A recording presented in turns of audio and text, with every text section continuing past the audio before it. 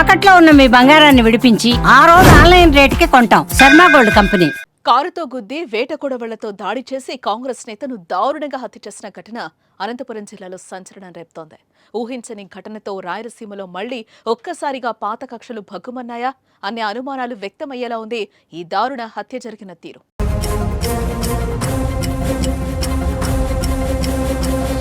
Congress party Aluru నియోజకవర్గం ఇన్ఛార్జితో పాటు MRPS Rayalaseema అధ్యక్షుడిగా లక్ష్మీనారాయణ వ్యవహరిస్తున్నారు. ఈ నేపథ్యంలో గుంతకల్ నుంచి చిప్పగిరికి లక్ష్మీనారాయణ వెళ్తున్నారు. ఈ నేపథ్యంలోనే గుర్తు తెలియని వ్యక్తులు అతన్ని అతి కిరాతకంగా హత్య చేశారు. మొదట లక్ష్మీనారాయణ ప్రయాణిస్తున్న ఇన్నోవా వాహనాన్ని టిప్పర్తో ఢీకొట్టారు.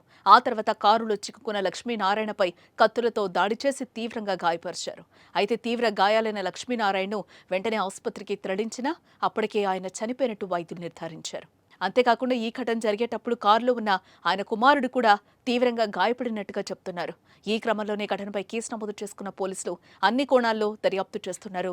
లక్ష్మీనారాయణపై దాడి చేసింది ఎవరు, దాడి చేయడానికి గల కారణాలు ఏంటి అనే వివరాలను ఆరా తీస్తున్నారు. ఘటన జరిగిన ప్రదేశానికి సమీపంలో ఉన్న సీసీటీవీ ఫుటేజ్, లారీ ఓనర్ గురించి తెలుసుకుంటున్నారు.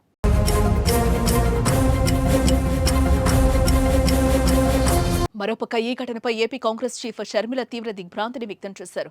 ఇంతటి దారుణమైన రీతిలో ఒక రాజకీయ నాయకుడిని హత్య చేయడం పట్ల అసహనం వ్యక్తం చేశారు. లారీతో ఢీకొట్టి వేట కొడవళ్లతో నరికి చంపడం అంటే రాష్ట్రంలో శాంతి భద్రతలు ఎంత దారుణంగా ఉన్నాయో అర్థమవుతుందని అన్నారు. ఈ ఘటనపై పోలీస్ శాఖ అత్యున్నత విచారణ జరిపించారని, నిందితులకు కఠిన శిక్ష పడేలా చూడాలని షర్మిల డిమాండ్ చేశారు.